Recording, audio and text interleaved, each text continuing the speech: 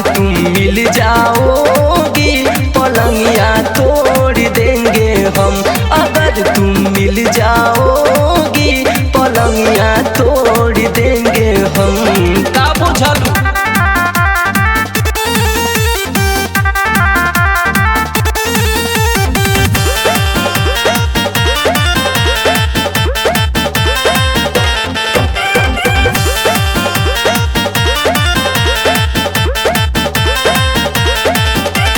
महारब नजरिया के बान हो उड़ जाई बाबू ध्यान हो। अच्छा मानो तो एक बार दे दी गोरी तुहरा पे फीदा बजान हो।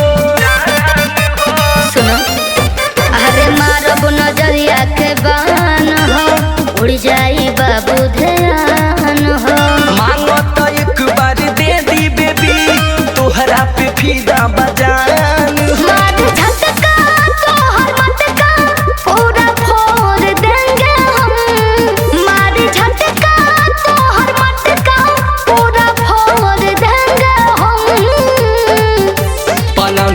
तोड़ देंगे हम पलंगिया तोड़ देंगे हम। अगर तुम मिल जाओगी पलंगिया तोड़ देंगे हम। अगर तुम मिल जाओगी पलंगिया तोड़ देंगे हम।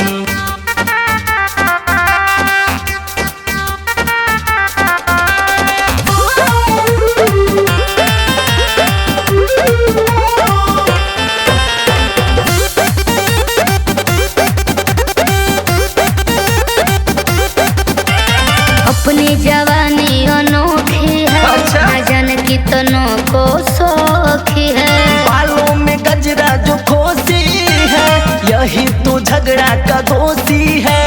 अच्छा हाँ हो अपनी जवानी अनोखी है। न जाने कितनों को सौखी है।